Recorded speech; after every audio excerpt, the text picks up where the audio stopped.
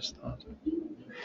Hello there, it's Alec Hogg, and we're coming to you today from Standard Bank. I'm here with my friend and colleague. Nice. Yes, thanks, Alec. Good to have you in South Africa. We'll slowly get you. We're coming from the headquarters, Standard Bank headquarters in Rosebank, so a bit of a different setup, but we'll get there. Eh? Yeah, no, I think we will. And I think, Stuart, will you just explain how one gets to ask questions and so on? Yes, thanks, Alec. Obviously, on the right-hand toolbar, if you just look for the questions tab, just drop down that menu and write the questions in there, and we'll answer them as soon as they come through. So it's just on the right-hand side. I think it's 3 from the bottom. And we're using a Windows PC today, so if there are some technical glitches, you know it's not Steve Jobs' fault.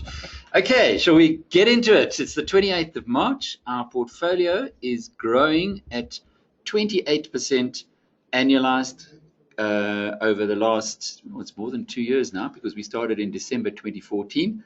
So it gets tougher every month to keep that 28% annualized growth going.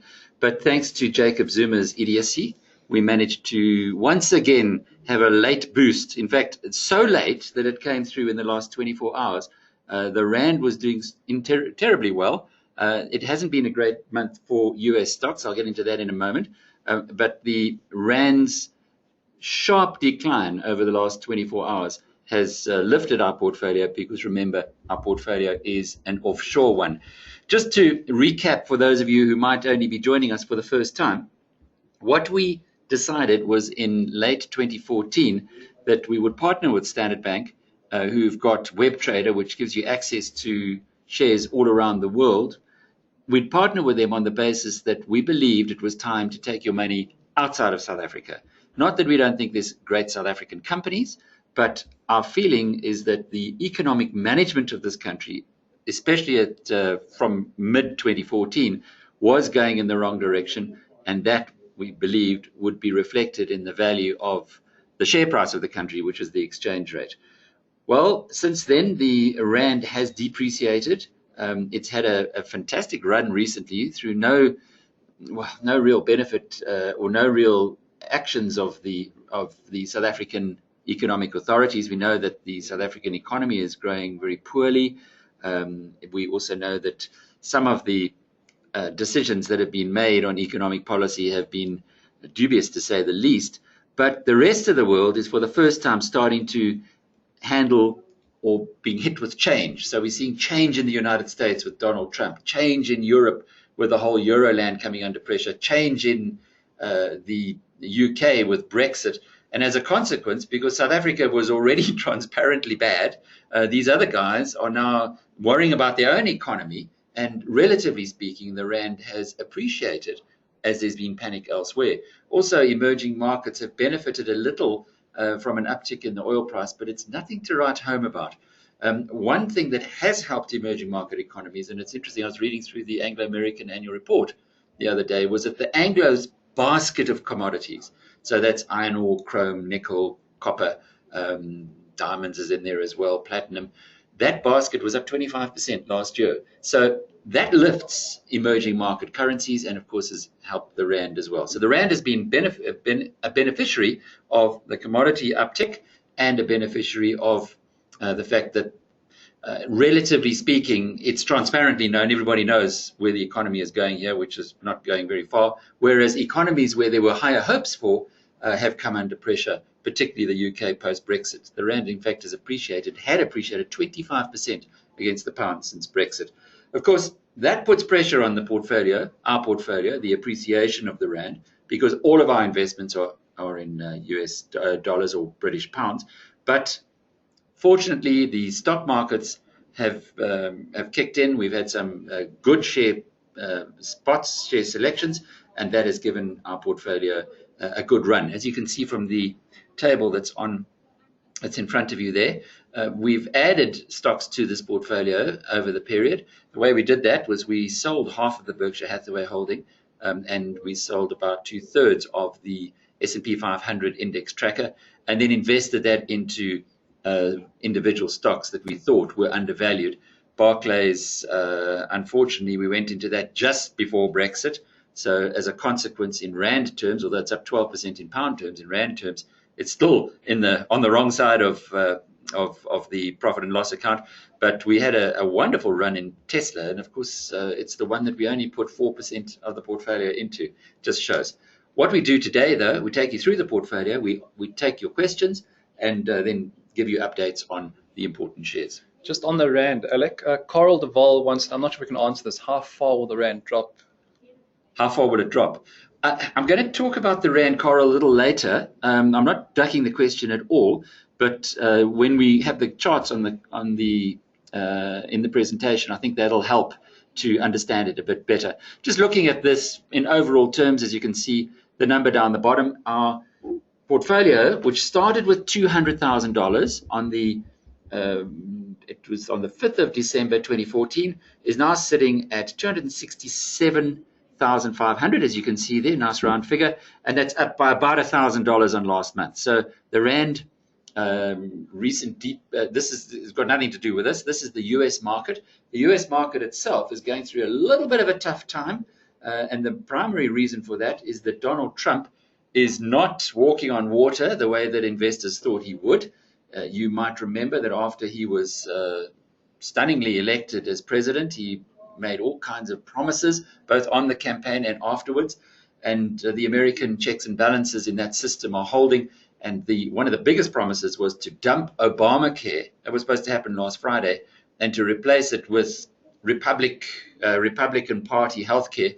Well, he eventually tired of the Republican Party not supporting him, or not all coming on side, and he issued an ultimatum to them, to Donald Trump, high risk game, and he lost badly because the vote to get rid of Obamacare wasn't even put to the vote. They knew they were going to lose. That has been interpreted by investors as, whoops, maybe Trump isn't going to be able to cut tax rates. Maybe he isn't going to be able to massively increase investment into infrastructure. Maybe he isn't even going to be able to build that wall between America and Mexico, which, Stuart, I must tell you, is the dumbest thing I've ever heard. Because if people are prepared to swim or get onto boats from Cuba, 75 miles, I don't think they can just like go in the sea if they want to go from Mexico to America. But that hasn't registered with the Americans at this point anyway, or certainly some of the Americans.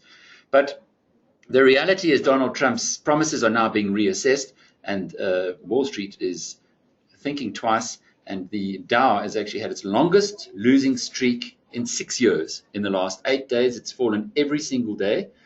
So it's almost like the Trump trade, as they call it, is over, at least for the time being. If you then go on to the portfolio in rands, as you can see, the Rand in the last month has actually depreciated slightly. Yeah, 12.98 it was a month ago. It got very close to 12 against the US dollar. It's now trading on the wrong side of 13. And similarly, against the pound, it has depreciated in the past month. We were sitting a month ago at 16.10 against the pound. In fact, last night after the sell-off, we were at 16.10 again. This morning we're at 16.34, and it's continuing to go south at a rate of knots. If you translate all of this into the portfolio into South African Rand, the overall picture there, you have a look down the bottom, annualized return is 28%. Now, that wasn't something we were anticipating. In fact, 28% it's excessive. You can't expect that any portfolio will grow at that rate indefinitely. But we've been going for just over 2 years now, and if you could make double what the market's making, then I think you'd have every hedge fund manager in the world trying to recruit you. That's what we're doing at the moment, but it's only just over 2 years. The market, as you can see there from the Vanguard index, has not grown. Well, it's grown quite a bit less than. Apologies, these Windows machines are a little more difficult. It's got a 31% profit in Rand. And if you look at the bottom, 62% overall. So we've outperformed the market in Rand terms by double. It's pretty good going. And that's, I think, largely due to some very fortunate stock picks, and primarily due to Alphabet and Amazon, two of the fangs that have really brought home the bacon. Alec, a question from Francois we might have to send to the Standard Bank experts. He says, regarding the Vanguard, what are the tax implications if you purchase via the web trader platform? He's just referring to the US withholding tax and how they managed it. I'm not sure we'll pass it on. You know what, Francois? We can, but Standard Bank Online have got a really sophisticated system. I know because I'm a client, and all you do at the end of the year is you just download the material and you send that to the tax authorities. So don't worry too much about having to calculate those things. Of course, nobody likes paying tax, particularly if you don't think you're getting value for money for it. But in this case, it is one of those things that Standard Bank will handle for you. Or they have a very sophisticated program. But nothing wrong with double checking by asking them. So when you have a look at this, you can see that the top performer quite clearly was the Amazon share. Alphabet has done very well. Both of those really outperformed. And we'll get a little bit more detail in a while. But as you can see, when we started the portfolio on the 5th of December, it was trading at 11.27 to the US dollar. It's now 13 Rand. So our initial bet, the big bet that we took, which was take your money offshore because we think that the Rand will be weak, that philosophy still holds. We'll go through the individual constituents of the portfolio in just a moment. Just to give you the individual performance there, you can see the Rand profit since we started the portfolio or since we bought those shares. And the best performing share actually out of all of these, if you were to analyze them, Amazon is the best performing, but the second best performing is Tesla. So we got into Elon Musk's company at just the right time, and you can see that it has now really been performing terribly well for us. It's up by 29%, and we've only had it for the last 5 months. So, and we bought, if you might remember, the way we buy shares in this portfolio is we stagger it over 3 months. That takes out the issue of finding the price going against you or indeed the exchange rate. Alec, a question from Joanna Abraham. She's a first timer. She wants to know, I think this is easy, simple enough, how the stock pick was initially done, fundamentals versus technicals. And then she would like to know what was the intended benchmark return of the...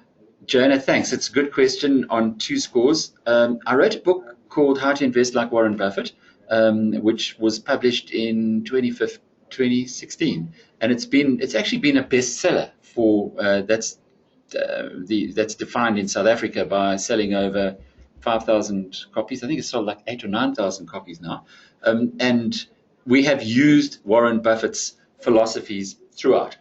There are, however, in certain instances, an industry that I know very well, having been an internet entrepreneur for the last 20 years, is the online market. So I really like the business models of both Google and Amazon.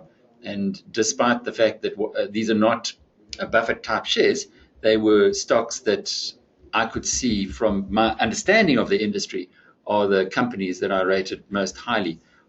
Similarly with Tesla, you could never pick Tesla on a value-based situation, but every other, or Facebook, but they all came into the portfolio on an understanding or a belief in the power of exponentiality.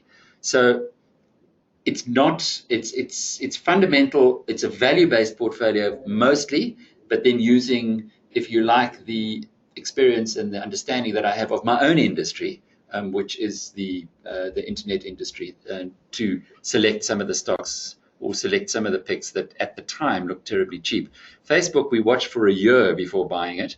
Apple, we watched for a while before buying it and then bought it, and it promptly fell straight afterwards. But now it's as you can see, it's moving well into profit.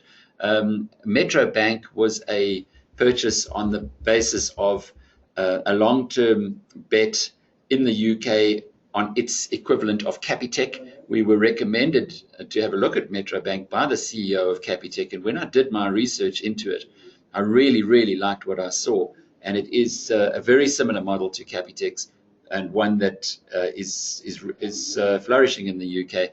And then Berkshire, IBM, and Apple were all bought on value basis. And what we did there was we'd used the normal Warren Buffett approach, which is the value of a company's stock is actually only worth the cash flow that you will receive from it from today until Judgment Day. And we don't know when Judgment Day is, so I like to use 10 years in the international markets, 5 years in South African markets, South Africa being a lot riskier. And when I see or I believe that the cash flows that you'll get in the next 5 years, plus the likely selling price of that stock in 5 years or in 10 years' time, to use US ratings, that gives you what is called an intrinsic value. Once you've established your intrinsic value, you don't buy at anything higher than 80% of it. And that gives you what is called a margin of safety. Now, if all of this is sounding a little Greek to you, do get hold of my book and read through it. It has been written for the first-time investor in mind, and it'll help you through a lot of these. They're really not difficult concepts once you just apply your mind. And investing is a whole lot more of just holding your nerve and being patient and doing your homework and sticking with what you understand and know, rather than getting sucked in by the day-to-day movements of shares, or certainly recommendations that come from pundits. So you'll see this is our long-term portfolio. We've only sold one share that we ever held in this portfolio, and that was Novo Nordisk. That is a company that sells insulin. It looked like a great business. In fact, it did very well for this portfolio for a lengthy period. And then out of the blue, it started going off the rails. Our belief is that you have to keep reassessing all the shares that you hold in, all the stocks that you own, on a regular basis, and that's why we do this every month. And if you then see one of the companies that you've spent a lot of time understanding or trying to understand, doing things that make you concerned, then you must not be scared to sell the shares. We got our direction in this respect from Warren Buffett, who put a huge investment into Tesco, a big retailer in the UK, and sold out when he saw the Tesco management, or when he believed the Tesco management hadn't told him the whole truth. Similarly with Novo Nordisk, we don't think the management told us the whole truth. We could see that they were starting to go off the rails, and we sold only a few weeks before they came out with a profit warning. And in fact, the share price, I think we kind of got out with our capital intact, but the share price on that one continued to decline afterwards. So that, if you like, is the way that this portfolio is structured. And like a question from Francois, he says he wants to know what your perspective on passive investing as recommended by John Bull is. He says if one doesn't have the time to do share picking as you do and your team does, and one doesn't believe in active value investing via unit trust, does one go for a passive investment strategy, or do they just mirror your recommendations? Francois, I really do like passive investing as a concept, and it isn't difficult to work it out. You buy an ETF or an exchange traded fund. It's going to mirror the market, as does the Vanguard S&P500 index. And as you can see, it's our third best performing stock in this index. It's not really fair. It should actually be number 4 because of Tesla's only been there for a few months. But if you, and I think Facebook might also have been outperforming it. But even so, it's always the market is going to beat 50% of the stocks, because that's the way these things work. It's just on the law of averages. Now, if you are a active manager, you've got to try and outperform the market. So you've got to beat 50% of your peers, plus you've got to take your fees, your cut. And as we've seen from this wonderful bet that Warren Buffett made 9 years ago against the best hedge fund managers in the world, he offered $1 million, in fact, $500,000 to any hedge fund manager who could beat him. And his selection was the S&P 500 index, that very same one that we got in our portfolio. Now, with 1 year to go, the numbers off the top of my head are something like Buffett 68%, hedge funds 2%. It is just, they have just completely crushed the marketing spiel.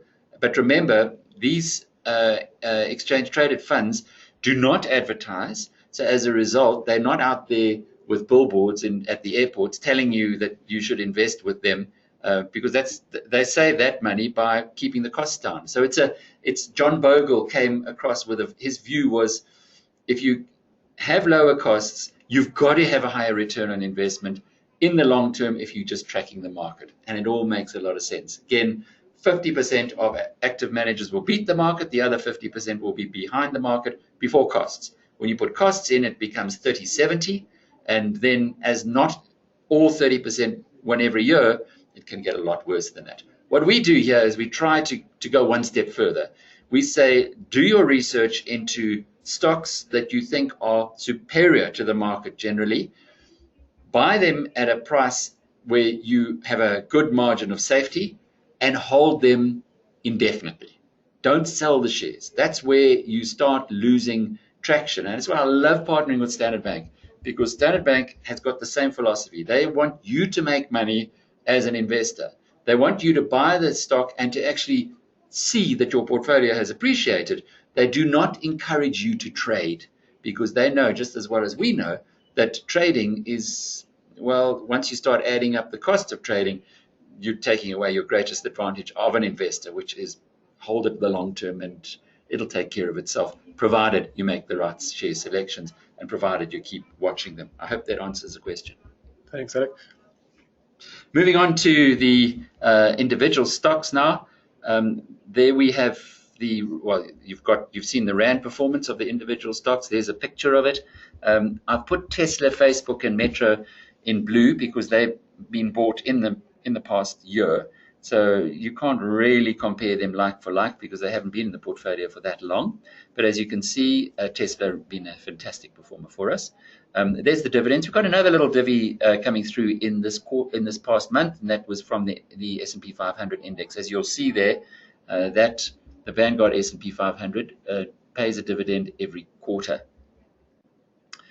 Here's the story that I wanted to touch on now, because the Rand is a very, very important determinant in this whole portfolio, the performance of the portfolio. Because remember, we're starting off by investing in Rands, and if the Rand were to appreciate against the US dollar, then you would have been better off just keeping your money in a bank account.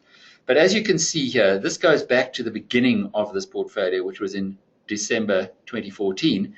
At the time, the Rand was 11 Rand and 27 cents, and it blew right out in January 2016. In fact, it all started, if you look very carefully, at Nennygate.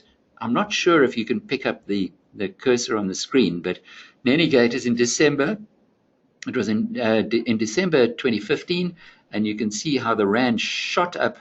That's the wrong way, by the way, because this is the number of Rands to buy a US dollar. Then it came back after Pravin Gordhan was appointed, and unfortunately continued to go in the wrong direction against the US dollar. That was mainly because of dollar strength. But since then, the management of Treasury by Pravin Gordhan has been impeccable, which is why his embarrassment, his humiliation yesterday, he was on a roadshow. Now, those of you who know these things will understand that to get, as a small country like South Africa, first of all, to get top investors into the room is quite an achievement. So you go there a few times a year to make sure that these international investors, these huge banks who could buy and sell South Africa many times over, that they have a relationship with you. It's just like owning a share, really. If you're a company CEO, a lot of your time is spent on investor relations. South Africa's got a lot of international debt, and it wants to pay the lowest possible interest rate on that debt. And the way it does that is by making that debt attractive to purchasers of the debt. And in this case, these are these international investors. Pravin Gordhan was there day before yesterday in presentations when with these investors like Goldman Sachs and Schroders and you name it, the big money players of the world. And he was recalled instantly, immediately, come home by Jacob Zuma. The most inappropriate instruction you could imagine for somebody who's trying to sell the country. You have this off-the-wall instruction. And what could Gordhan do? He serves at the pleasure of the president. He had to abort the roadshow. His deputy hadn't even left the country. He was only going to, Sibisi Jonas was only going to meet up with him in New York anyway. So Jonas never got on the plane that he should have done last night. Gordhan's back in the country today. Yesterday, Jacob Zuma, the president, met with various people to inform them of his decisions and his choices, including the South African Communist Party, to whom he told that he will be firing Gordhan. And well, here comes fun. And we've already seen the way that the market has reacted, even though there's no confirmation of it yet. but that graph will give you a very, very good idea. This is what happened in the Rand over the past week from the beginning of March. Sorry, not the beginning of March, from just in the last 5 days. And as you can see, we were getting down towards 12.25 to the US dollar, and we're now on the wrong side of 13. So the decision by Zuma to recall Gordhan, although there's been no confirmation yet, apart from the Bloomberg story that, and from what he told the South African Communist Party, that Gordhan is going to get fired, his decision to recall him has already taken 75 cents off the Rand. Now, this has got real implications in the economy. For one thing, it's going to have an impact on the petrol price, because remember, this country imports 2/3 of all the oil that is used to fuel the vehicles. And the second thing that it's going to have an impact is on interest rates, which the Reserve Bank was perhaps even considering a cut in interest rates. That definitely is not going to happen. So you're going to pay more for petrol, and you're going to pay more for interest rates because of what Jacob Zuma did yesterday. Goodness, things happen very quickly. But as you can see, the Rand is pretty important when you are making offshore investments, and it's the best way to hedge yourself against lunacy. Going through the individual constituents of the portfolio, this is the S&P 500 index. We started with 1/3 of the portfolio in Vanguard S&P 500, and we've been selling it down progressively as we found really good, or what we believe to be good share picks. It's been a reasonably good performer, as you can see, starting from December 2014. Didn't do a lot for just about, well, the whole of 2015 and most of 2016. And then when Donald Trump got elected in November, the share price has, the share prices on Wall Street have rocketed, and so has the S&P 500 index, which reflects that. So this is a passive investment, and it is a good place to put your money if you believe that in the long term shares are good investments. On to Alphabet. That's the old Google. Since December 2014, you can see the return there has been quite sensational, and it is a stock that is going to continue to be a core holding in our portfolio. What we did was initially we put 1/3 of the money into the S&P 500 index. Another 1/3 was split between Alphabet or Google and Berkshire Hathaway, two very strong companies, and two companies that we thought had excellent business models. Berkshire Hathaway is a little bit like the S&P 500 index because it is well spread across the US economy, whereas Google has got the perfect business model. Google does have a big slug of its portfolio, of its revenues come through advertising. In fact, 86% comes from those search ads or adverts that you see on YouTube. It owns YouTube as well. But that's down from 90% a year ago. So it's still the lion's share, but at least they are making progress in trying to diversify their advertising to a degree. But as anybody who uses the internet knows, Google is synonymous with searching, and as a consequence, it's a very, very strong business model. What got me onto this was at a Berkshire Hathaway annual general meeting. One of the questions to Warren Buffett was, why have you not bought into Google, and what is wrong with the company? And he said he and Bill Gates, his friend who he plays bridge with once a week, and one of his closest friends, and of course the man who founded Microsoft, had spent a lot of time trying to poke holes in the Google business model, and they couldn't. Well, you can imagine when 30,000 people heard Buffett saying that after they left Omaha that weekend, a lot of those value investors bought into Google. And certainly when we started this portfolio, we decided to go with the perfect business model, and that's what it has. In the past month, Google has had to ride a little bit of the rough waters. You'll see the share price was down in the last week or so after some adverts on YouTube, or there was some arguments with the advertisers because those adverts were being placed on inappropriate videos on YouTube. But it's not something that is likely to be life-threatening in any way to Google. Their results, just to cap up what happened most recently, they're running at about, their advertising clicks are running 36% up year on year, but the prices thereof are down by 15%. And that's primarily because the prices that are paid for ads, which are internet ads, which are on mobile, are lower than the adverts which are on desktop. So Advertisers like desktops for whatever reason, but still you can see that the numbers are still going in the right direction in a big way. Just on Alphabet, Alec, Jane wants to know your thoughts on Alibaba. He's in China. It's quite interesting. The two great entrepreneurs of China are both with the surname of Ma. Jack Ma, who's with Alibaba, and Pony Ma, who is the CEO of Tencent. Tencent, of course, has got a South African connection.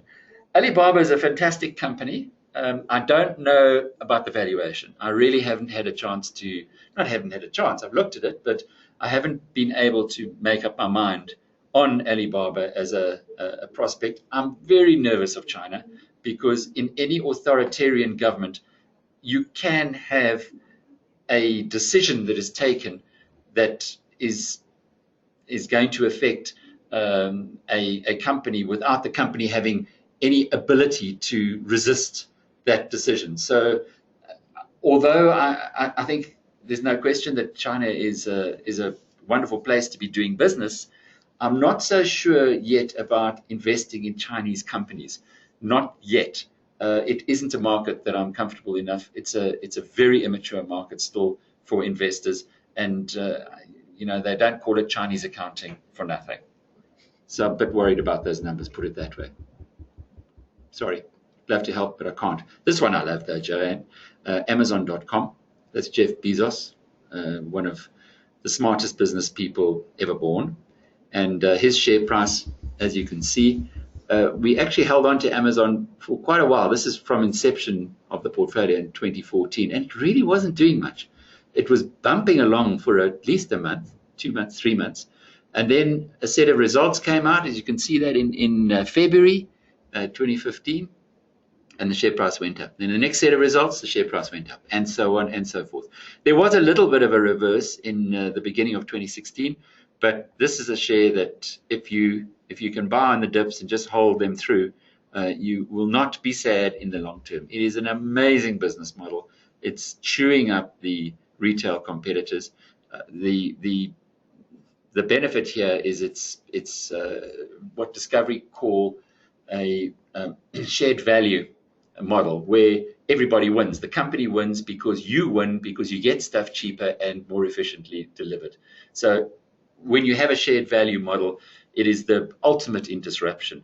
And Amazon has got the scale now where it really is. What it did in the past month was strike a deal in the Middle East where it's now bought the e-commerce pioneer for the Middle East, a company called Souk.com. And that's the kind of thing that Amazon is doing now, expanding into the global community. I live in London, and we buy so much of our stuff now from Amazon, not just watching TV via the Amazon Fire service, but also Amazon Food is now starting to take on some of the online food offerings, and it's also clearly the right place to go when you want to buy anything for your home or books, etc.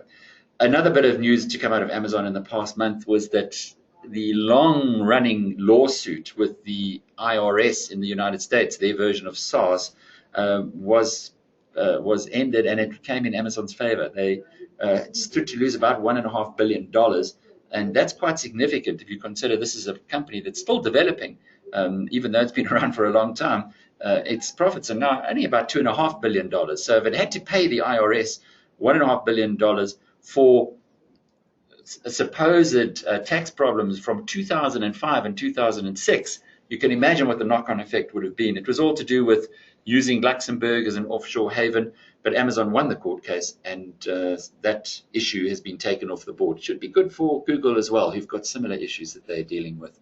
But a great stock. It's one of those you put in your portfolio, just forget about it. As you can with Berkshire Hathaway, it's been quite an interesting one to watch, and you can see there since November election of Donald Trump, this has been the Trump dividend for Berkshire. It's been a very strong performer immediately after Trump's election, because Trump was saying how he wanted to support old America, if you like, companies where Berkshire is most focused. What is interesting, though, was Berkshire put in about 20 billion, invested about 20 billion US dollars. These are huge numbers. 20 billion, you put it into rands, it's you're able to buy top 10 companies listed on the JSE. That's how much cash we're talking about there. Billion runs rolls off the tongue, but you have to kind of count a little bit and to see how long it'll get you to get to that number. But Buffett invested, Warren Buffett, the co-founder and chief executive of this company, invested $20 billion in shares just before Donald Trump got elected. So that's helped as well. They bought into Apple in a big way at around $110 a share. It's now sitting at 140. And Apple is the second biggest shareholding in the Berkshire Hathaway portfolio.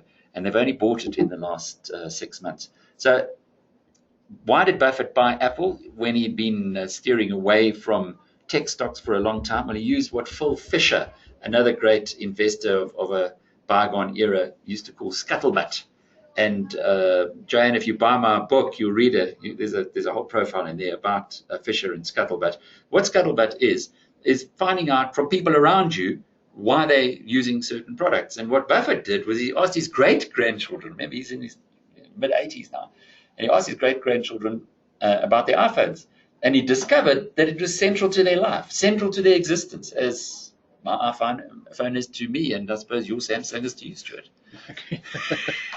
Not really, huh? But it is to me. And Buffett said, if it's that strong, Apple's got a strong brand, clearly a very strong brand.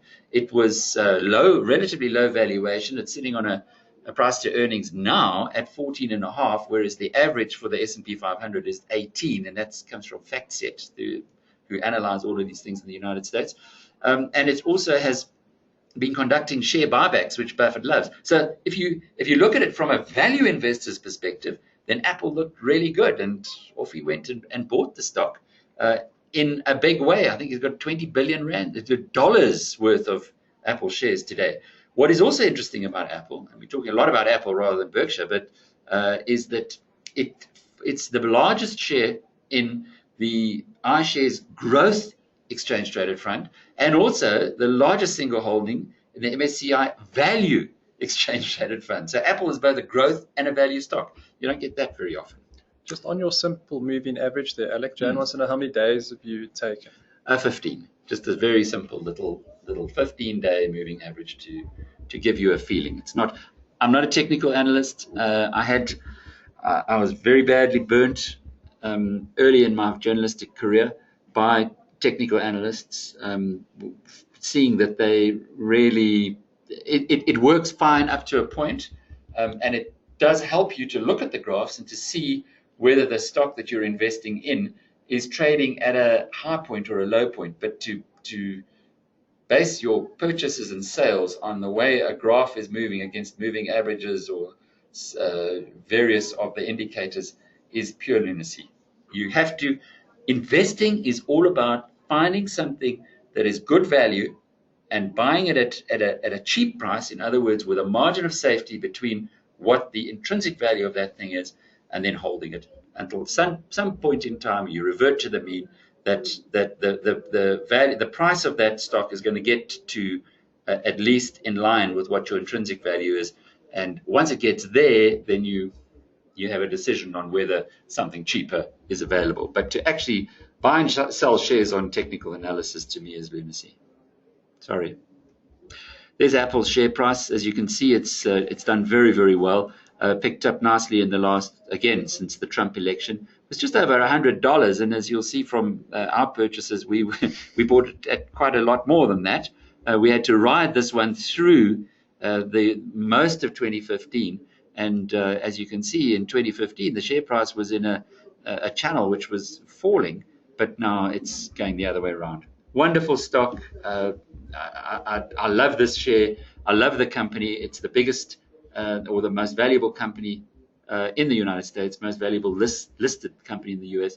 It's at an all-time high. People are already getting excited about the Apple X phone, or rather the 10th iteration of the Apple phone. It's probably going to be called Apple X. That only comes out, I think, in 2018, but the anticipation is that it'll come at the right time, and it'll be such an upgrade that many of us who've got Apple phones, 5s or 6s, would want to upgrade them to the X when it finally does come. And that's already getting built into the price. I like this because of the ecosystem.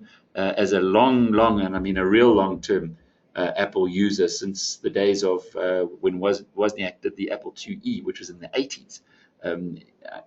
The advantage of having a secure ecosystem where you can download happily to your phone, to your laptop, to your desktop, use iTunes, etc., use their various apps, and know that they're secure from hacking, or, well, hopefully from hacking, but certainly from most viruses. It gives you the peace of mind that as a user of computers, and that's what our business is all about, it gives me a lot of confidence. I love the product, and I love the stock as well. And it's still, as I said, 14.5 PE as against the average for the market of 18. So it's not overpriced. IBM, another one that required patience. As you can see, it did not perform until early January 2016. We were going backwards, but I realized at that time that Warren Buffett had bought his stocks, and IBM is one of his top 5 holdings. He bought in at $170 a share. Our input was in the 140s, but today at 170, Buffett's in profit. We're in profit, and it's a company that I could spend half an hour just talking about. Essentially, where IBM is it realized that its old business of moving boxes and hardware was not fit for purpose for the future. So it then has been moving into much higher quality and much higher growth areas. And those new areas, which are growing 20% plus a year in revenues, are now about a third of the business. Jenny Rometty, the chief executive, has been a wonderful leader, just showing that the ability of a good visionary who is tough enough to follow through on some difficult decisions can actually impact the company, even a company that had huge challenges like IBM. The big thing for IBM as well, apart from the benefits it's got with Watson, the artificial intelligence, and there's so much going for it, is that it has relationships with pretty much all of the 500 companies, the 500 biggest companies in the United States. Its salesmen have been calling on these people and had relationships with them for many, many years. So it's much easier to sell to a business if you have a relationship already. I just love this stock, and so does Buffett, by the way. So that's one that you should have in your portfolio. Long way from being too expensive.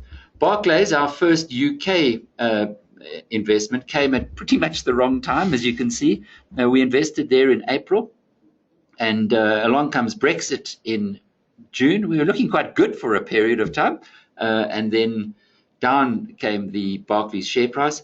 And now it's although Barclays' share price is quite a lot higher than where we bought in. We bought in with South African rands, effectively, into a pound investment, and the rand has appreciated strongly against the pound. So on a rand to pound basis, we're pretty much breaking even.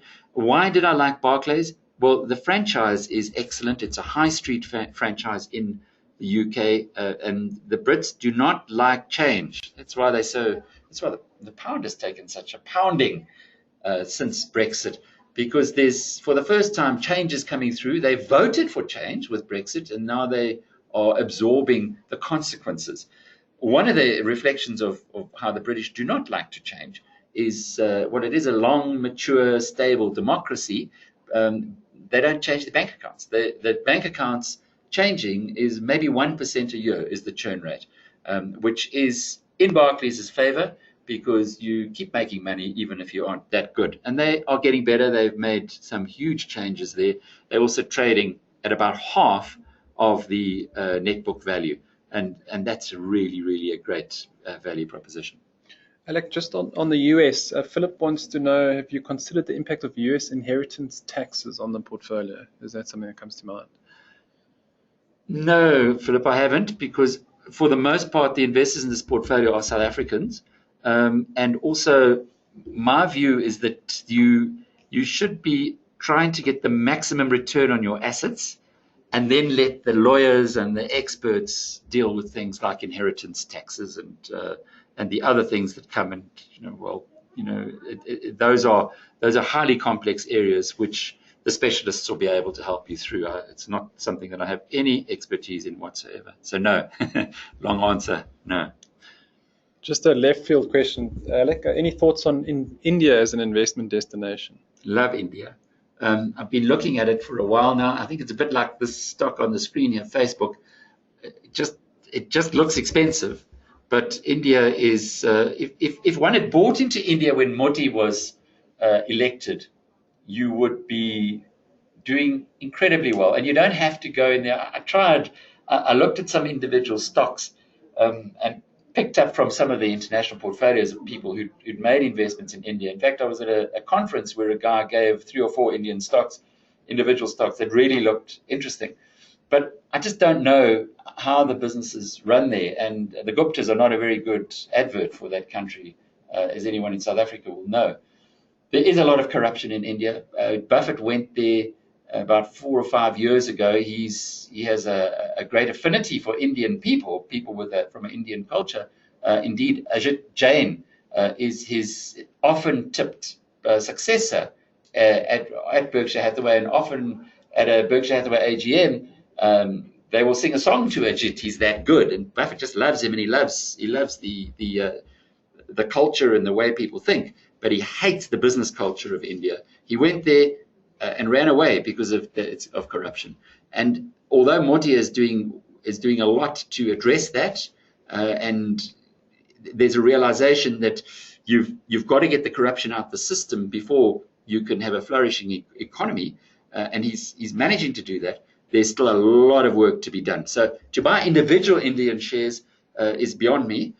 However, what I was keen on was an Indian ETF, and I have been watching those. Now, those are exchange-traded funds, so it would be taking the entire Mumbai market and then breaking up in the weightings of individual stocks, and you buy an exchange-traded fund, which gives you a share in those stocks. That's something to consider, and the way that India is likely to go into the future, probably good to consider, but I'm a bit nervous of going for individual shares in that country.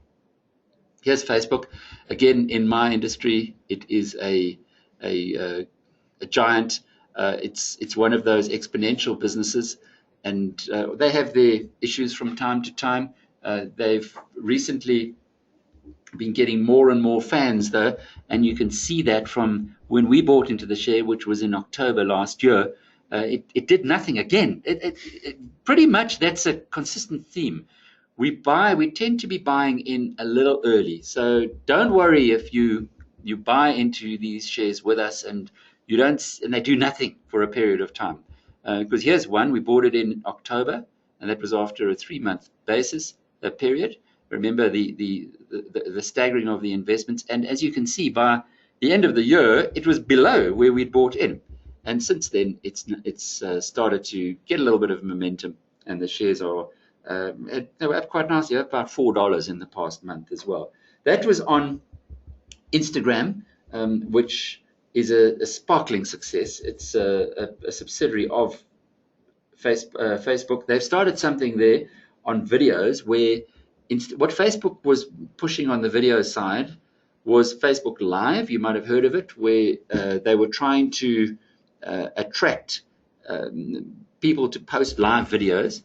Now, the realization has set in that only sport and breaking news is interesting when it's live. The rest of the live stuff is actually pretty boring. And that's why people in television and video tend to do a lot of editing of video before they put them onto websites or into television stations.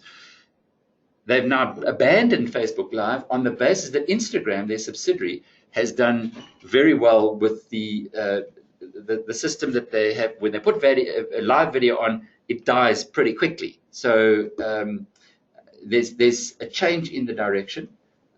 Facebook is now bringing this in as well on its video side. It hasn't been able to compete yet with YouTube, but it looks like it's now starting to go that way by bringing in video from professional content producers like CNN, Home Box Office, Comedy Central, etc. So Facebook getting fans, 140, long way to go.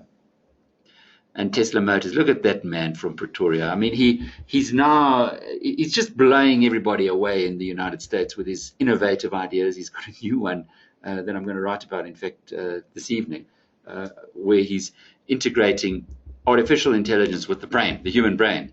Like he hasn't got enough on his plate already with Tesla Motors, with the business that they've accumulated or absorbed into Tesla, that the Reeve brothers, also from Pretoria, his cousins have been running. That's called Solar City. Then, of course, he's got X-Space, the rocket company, and he wants to go to Mars with X-Space. Now he's got another new business. But Elon Musk's stock has taken a nice little bump in the past month, as you can see there. In fact, in the past few days, it's gone up really strongly. And the reason for that is there's very good news out of Tesla.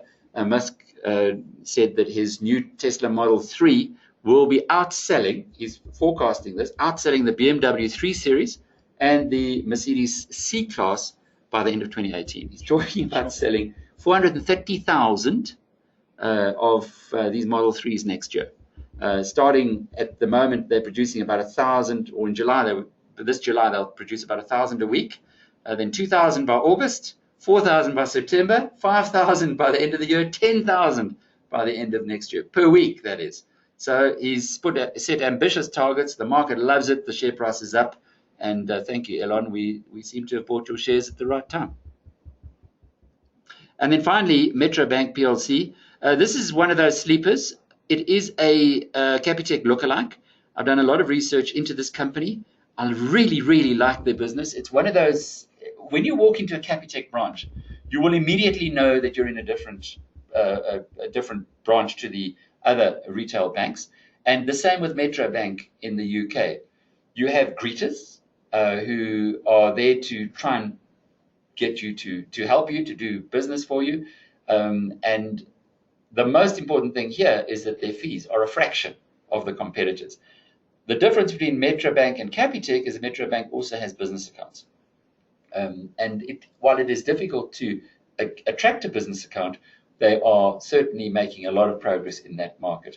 It is run by an American who started a bank like this in the United States, built it up from nothing into one of the greatest success stories in that country, sold it off, and then got tired of being retired, and so started Metro Bank in the United States. Very, very good business. I like it. I've walked into it. I've kind of kicked the tires on this one, and it continues to expand very aggressively. And if they were to open a branch close to where I live, well, I might just be tempted one day to go in and swap my accounts. It's that kind of a bank, even though people in Britain don't change bank accounts that often. Those who are changing bank accounts, but like Capitec in South Africa, seem to be going to Metro Bank. I like a question from Fred. He says he's just opened a web trader account and he tried to purchase Amazon shares, but could only find the CFD.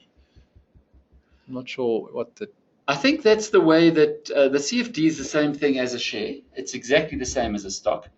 So you don't feel that you've got the wrong one. It's exactly the same. You need to talk to the Standard Bank people about how the whole process works. But if it's a CFD and it's an equity, you will get the same performance out of the stock as you get in this portfolio. Thanks. And then let's wrap up here. We've come to the end of our hour of power. As you can see, just to close off there, the portfolio in rands, particularly good month this month for Apple shares, for Tesla shares, for Facebook. Most of the other members of the portfolio were slightly down. Alphabet down about $10 a share. Amazon was unchanged. Berkshire down $3. IBM down about $5. Barclays unchanged, and Metro down about £1. So not huge changes in the portfolio, but generally speaking, it hasn't been the best month for the stock market as a whole. As people start worrying that the Donald Trump dividend is now played out, or the Trump play, as they say, is over.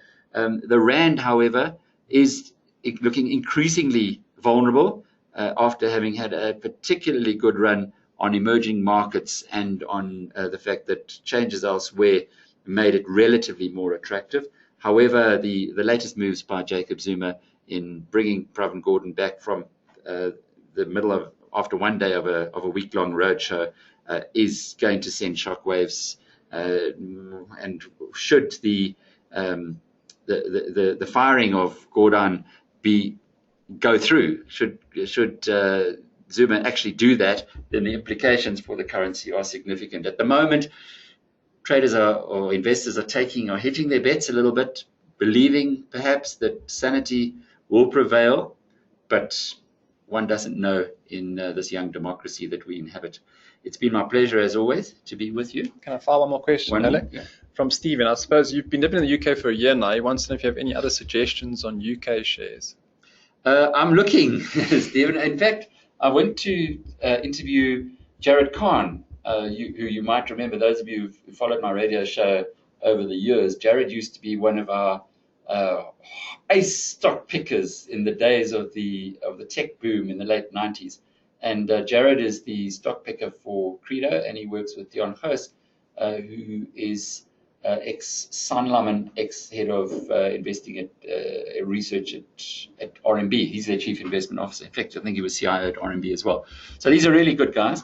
And that interview is on Biz News. So you can, if you're interested in UK stocks, there's some ideas. Please, please, please, on all of these and all of the other recommendations that you get, please go and do your homework. Read about the company.